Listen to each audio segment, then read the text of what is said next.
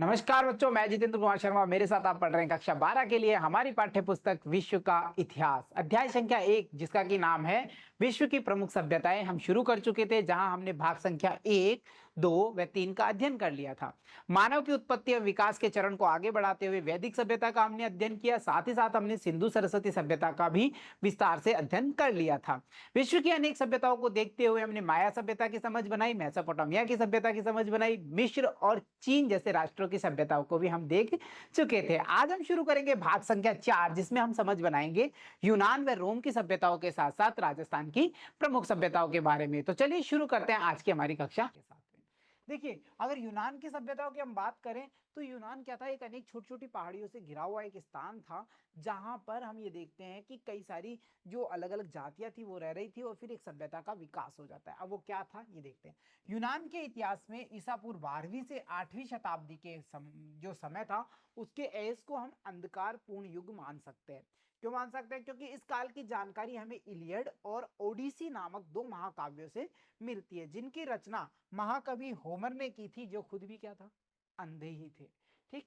ईसा पूर्व 800 के लगभग कुछ यूनानी गांवों के समूह ने मिलकर के नगर राज्यों का रूप ले लिया।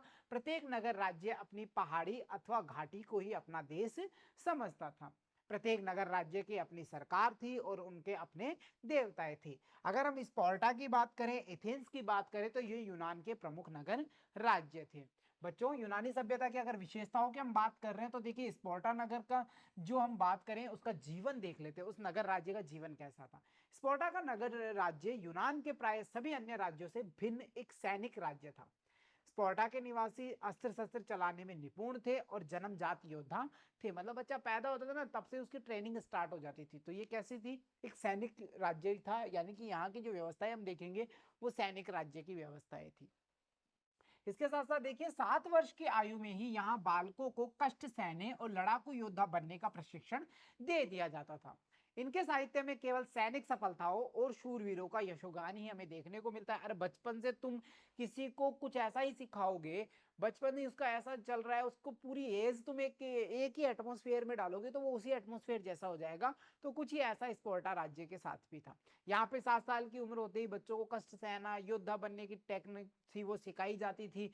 यहाँ कुछ पढ़ने को भी मिलेगा ना, तो उसमें भी तुम्हें युद्ध, सैनिकों की सफलताओं, शूरवीरों, इनकी गाथाएं मिलेंगी, तो तुम्हारा दिमाग ऑटोमेटिक उसमें ढल जाएगा। तो ये एक सैनिक राज्य की स्थापना हो चुकी थी। इसके साथ साथ अगर हम एथेंस नगर राज्य की बात करें तो यहाँ पर सैन्यवाद के स्थान पर लोकतंत्र का विकास हुआ।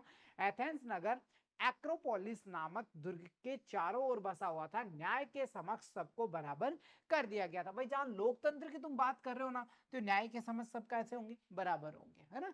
हम इंडिया में देखें, लोकतंत्र है ना, तो सबके न्याय के लिए सब क्या है? बराबर है। न्याय की दृष्टि से सब लोग कैसे हैं? इक्वल है, बराबर। साथ ही साथ देखिए, इसके बाद कैलस्थनीज ने अनेक सुधारों द्वारा सर्वसाधारण को व्यापक राजनीतिक अधिकार दिलाए तथा एथेंस में जनतंत्र को मजबूत किया। इसी कारण कैलस्थनीज को यूनानी जनतंत्र का पिता कहा जाता है।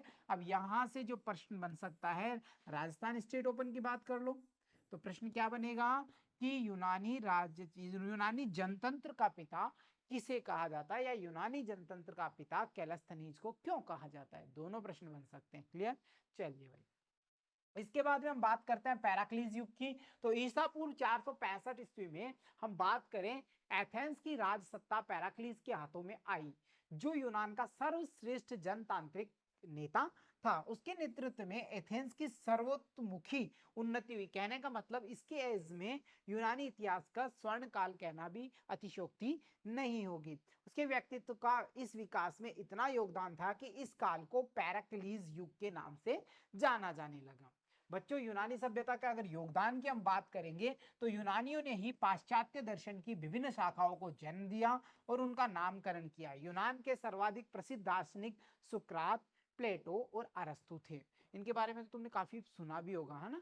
सुकरात का विश्वास था कि ज्ञान मनुष्यों को जीवन में सही आचरण करने और सुख का रास्ता दिखाने में काम आता है। होमर ने महाकाव्य इलियड और ओडिसी ने यूनानी साहित्य पर अमिट प्रभाव डाल दिया था। जो होमर के द्वारा लिखे थे ना, होमर वही राइटर है जो अंधे थे, ब्लाइंड थे, है ना। संसार में सबसे पहले इतिहास की पुस्तक लिखने का श्रेय हेरोडोटस को जाता है, इसीलिए इन्हें इतिहास का जनक भी हम कह देंगे। इसे इतिहास का पिता कहा जाता है। प्राचीन विश्व का महान वैज्ञानिक आर्किमिडीज यूनान का ही रहने वाला था। प्रसिद्ध यूनानी विद्वान यूक्लिड ने रेखागणित के ज्ञान को बहुत ही विस्तृत किया था। यूक्लिड विभाजन प्रमेय देखी होगी ना, है ना। हिप्पोक्रेटिस ने आधुनिक चिकित्सा शास्त्र की नींव रखी थी। तो इतने सारे विद्वान हो गए। तो यहाँ से अगर निबंधात्मक प्रश्न की बात करें, लगभग 4 से 6 नंबर वाले प्रश्न की तुम बात कर रहे हो, तो जाहिर सा पूछा जाता है कि यूनानी सभ्यता की देन स्पष्ट कीजिए। बस इतना सा प्रश्न है। और ये सारे के सारे नाम तुम्हें ध्यान रखने, यूक्लिड ने कैसे रेखागणित में योगदान दिया, आर्किमिडीज ने कैसे योगदान किया, ये सारी की सारी चीजें तुम्हें बतानी होंगी। क्लियर। पाइथागोरस जो महान गणितज्ञ हुए थे, उन्होंने भी अपना योगदान दिया था। ओलंपिक खेल ओलंपिया नामक जगह पर आयोजित किए जाते थे। 776 ईसा पूर्व में शुरू हुए खेल, जो एथलेटिक राजा जीएस के सम्मान में होते थे। अगर हम इसी के साथ साथ रोम की सभ्यता की भी बात करें, तो रोमन सभ्यता का प्रमुख केंद्र की तुम बात कर रहे हो वो इटली होगा।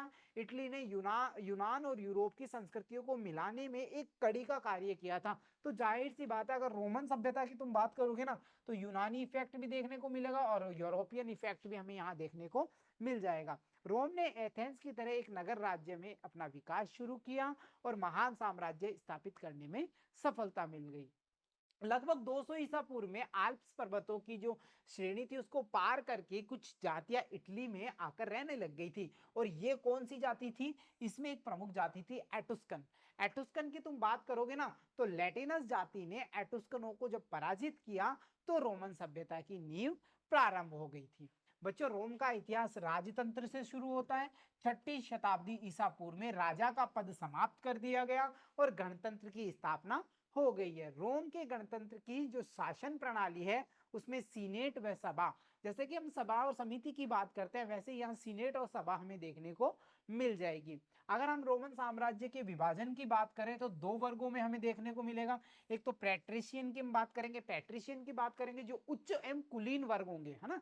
पैट्रिशियन का मतलब ही होता है उच्च और कुलीन। उसी के साथ हम प्लीबियन की बात करेंगे, जिसमें किसान, मजदूर और मध्यम वर्ग के लोग हमें देखने को मिल जाएंगे। इसके साथ साथ देखिए, लगभग 100 वर्षों तक पैट्रिशियन की हम बात करें तथा प्लीबियन की बात करें, इन लोगों में आपस में संघर्ष चलता रहा। अंत में रोम में एक लिखित कानून संहिता स्वीकृत की गई, जिसके द्वारा प्लीबियनों को सभी राजनीतिक अधिकार प्राप्त हो गए।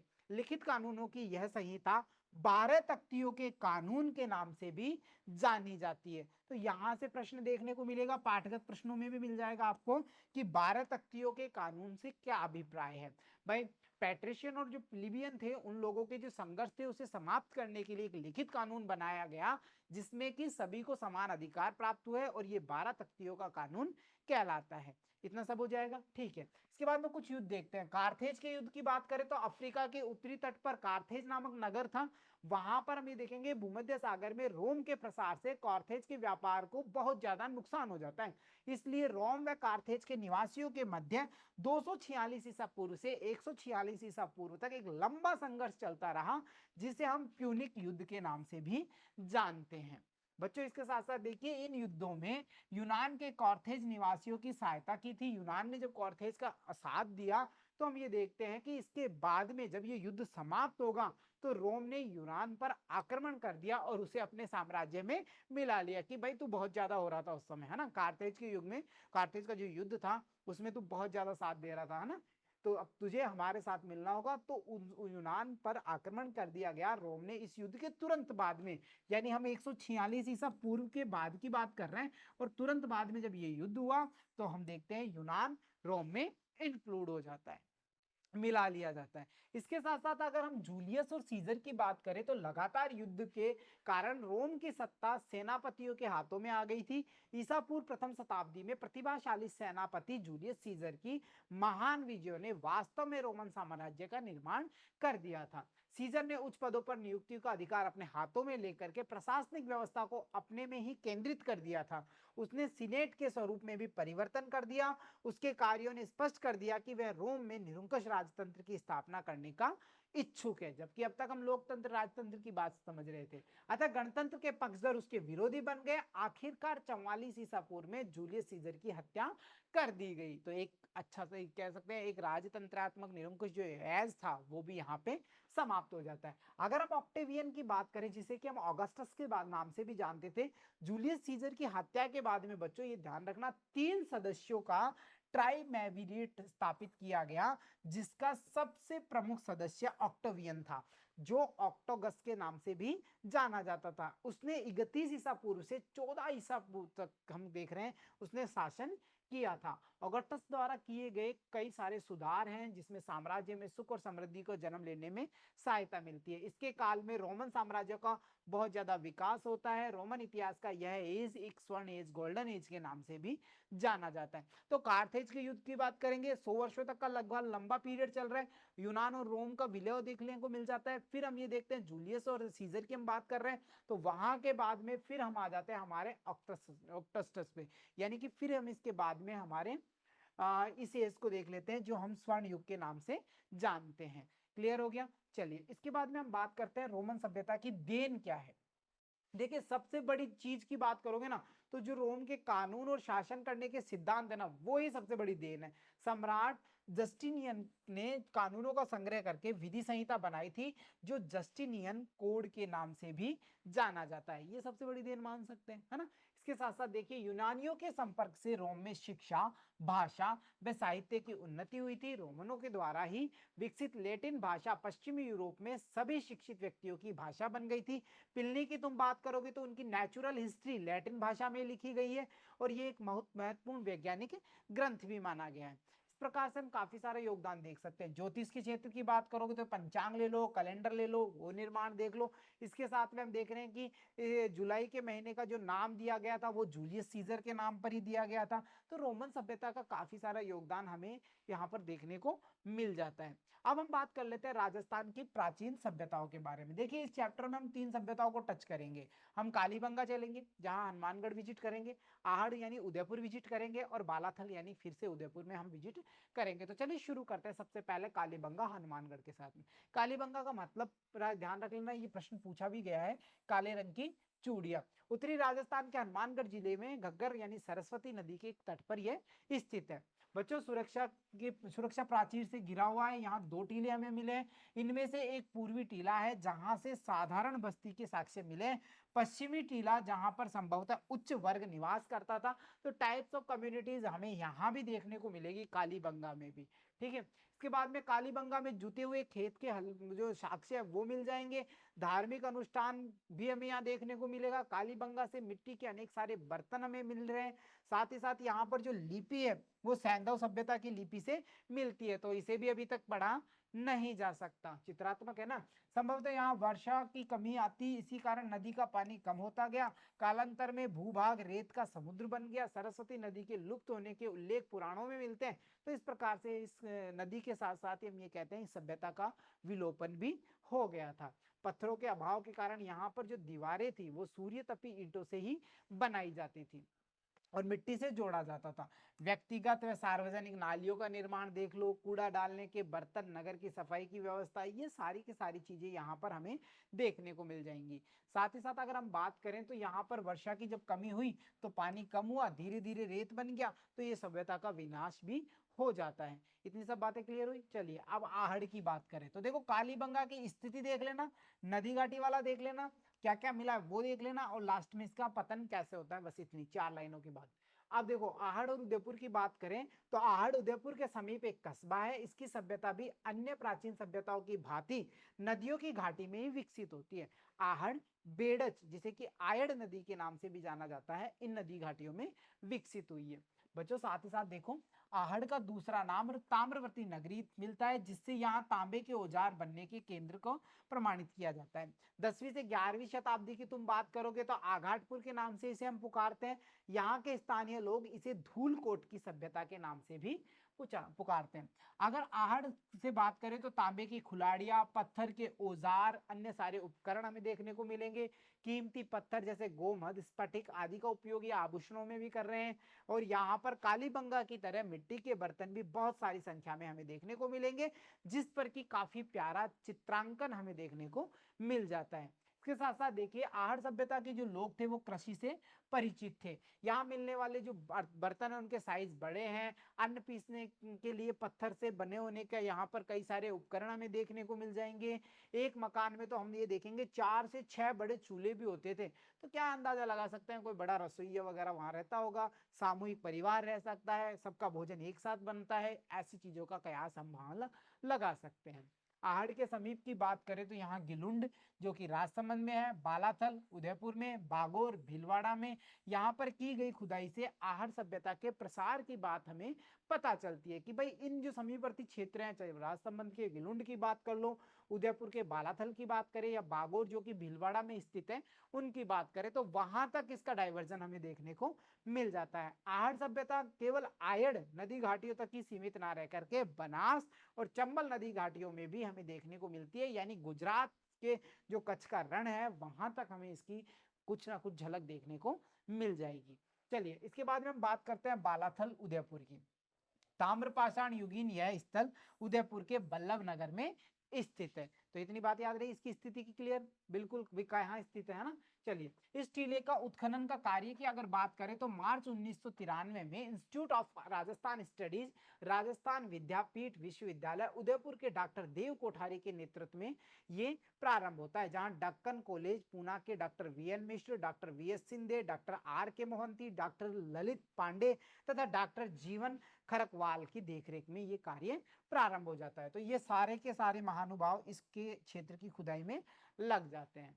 यहाँ पर उत्खनन कार्य 7 वर्षों तक किया गया। वैसे ये स्थल आहड़ का ही विस्तार माना गया था। पहले भी हमने डिस्कस किया था जब आहड़ सभ्यता देख रहे थे कि भाई हम बात करें कि बालाथल उदयपुर की बात कर लो, घिलुंड राजसमंद की बात करें, या बागोर भीलवाड़ा की बात करें बच्चों, तो ये सारे के सारे विस्तार किसका है? आहड़ का ही विस्तार थे। यह सभ्यता लगभग 3200 ईसा पूर्व तक अस्तित्व में आ चुकी थी। अगर हम बात करें ताम्र उपकरणों की, तो देखिए इस सभ्यता के निवासी तांबे से बने उपकरण अस्त्रों का प्रयोग करते थे। इनमें खुलाड़ी, चाकू, छेनी, उस्तरा, बाण, ये सारी की चीजें हमें यहाँ देखने को मिल जाएंगी। पत्थर के बने हुए औजार भी हमें देखने को मिलेंगे। इसका कारण यहाँ के लोगों का तांबा सुगमता से उपलब्ध होना माना जाता है। वो बहुत आसानी से मिलता था, ताम्रवती नगरी है ना ये तो।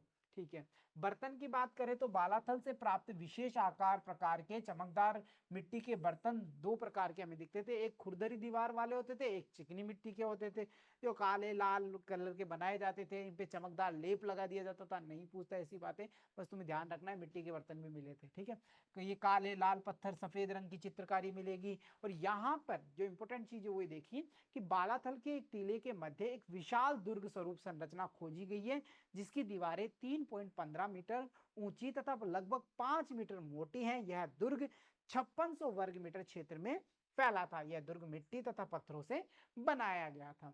बच्चों, बालाथल की खुदाई में 11 कमरों का एक बड़ा भवन भी मिला है, जो ताम्रपाषाण काल की द्वितीय अवस्था में निर्मित हुए हैं। जिस प्रकार आहड़ की ताम्रपाषाण काल की सभ्यता में तांबा गलाने की भट्टियों के अवशेष मिले थे, उसी प्रकार बालाथल में भी लोहा गलाने की भट्टियों के अवशेष हमें देखने को मिल जाते हैं। इस प्रकार से अब तक हमने इस पूरे चैप्टर से क्या सीखा है वो देख लेते हैं।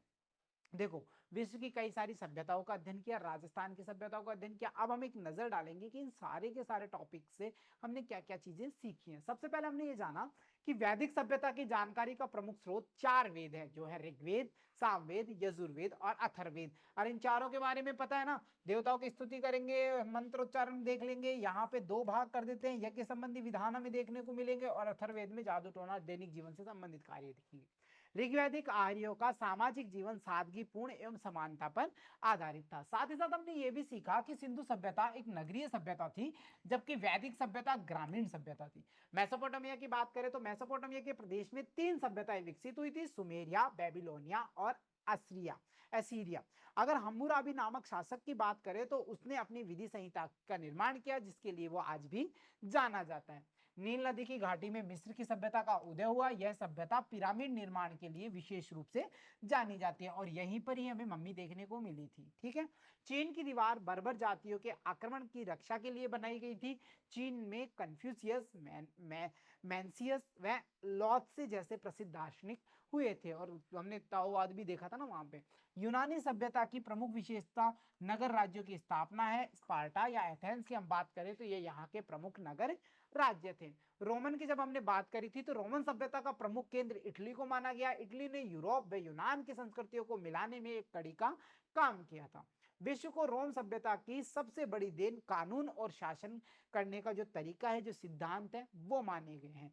ये सारी की सारी चीजें हमने इस चैप्टर में ग्रैस्प कर ली थी। उम्मीद करता हूं कि वैदिक सभ्यता से शुरू होकर के इतने सारी विश्व की जो अनेक सारी सभ्यताएं थी, राजस्थान की कुछ सभ्यताएं थी, उनको लेकर के हमने काफी सारा नॉलेज प्राप्त कर लिया है और इस टॉपिक में, इस पूरे चैप्टर में अब आपको किसी प्रकार की कोई समस्या नहीं होनी चाहिए। तो इसी आशा के साथ मिलता हूं आपसे अगली कक्षा में। तब तक के लिए धन्यवाद बच्चों।